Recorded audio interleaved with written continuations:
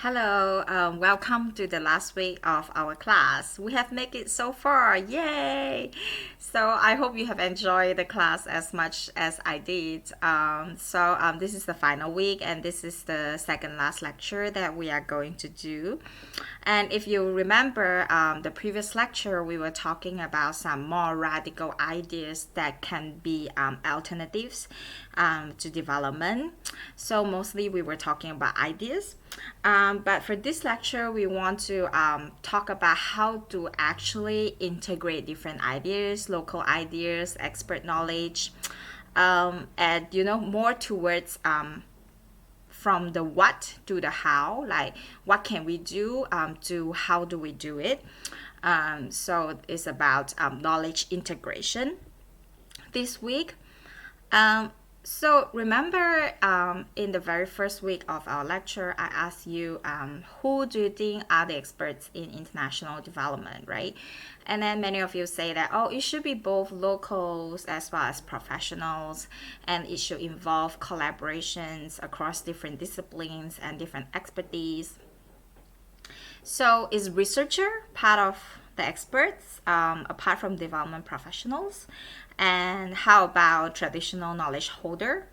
So I assume that all of you would think that all of these can be considered experts in international development. So people have realized the importance of collaborations, and so we have participatory approach that became very popular in late 1980s and early 1990s, and we have also talked about some of the shortcomings of it. And then we have participatory action research, we have community-based participatory research, community engaged scholarship.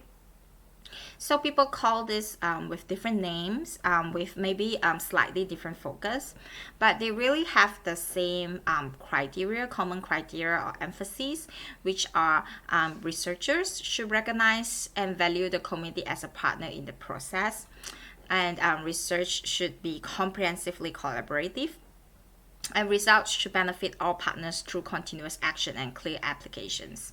So instead of researchers going into a community, collecting the data that he wants and writing a report for the development agency or for his or her own publication, he or she should look at the participants as equal partners.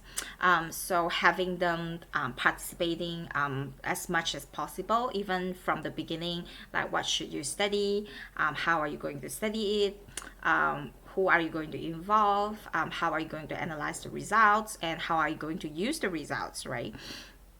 And then the results must be prioritizing applications and making action and changes that's beneficial to the communities. So these are the common criteria of like participatory action research, community engaged scholarship, etc.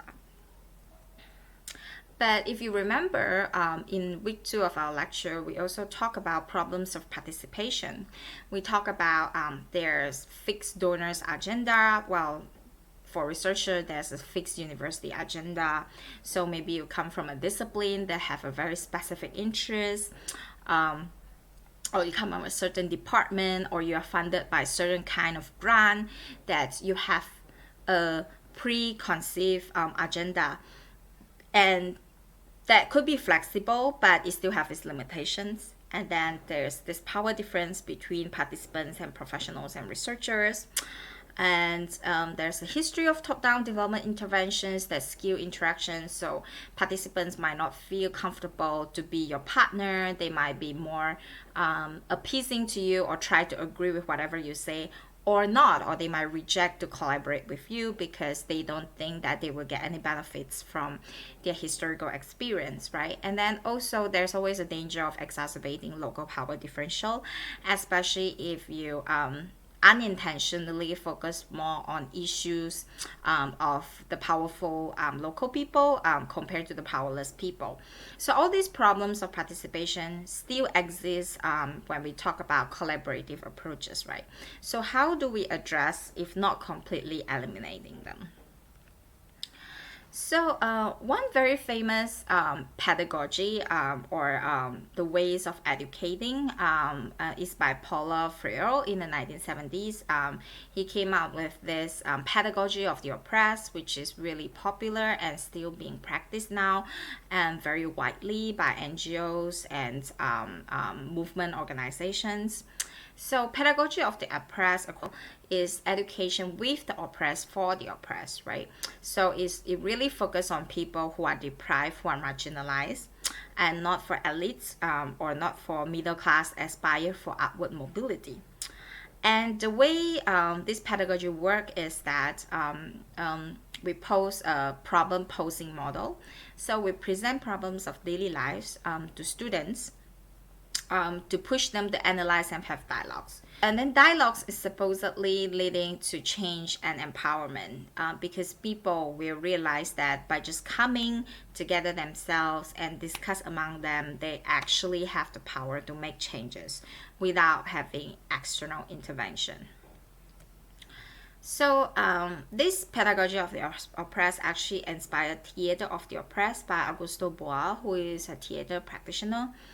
It is a form of rehearsing creative collaborative problem solving through theater. So when you are playing a scenario or a problem, for example, alcoholism, in the theater, you actually invite audience for intervention and dialogue. So maybe you pause the scene and ask the audience, okay, so do you want to come in and intervene and change something that's going on in the scenes?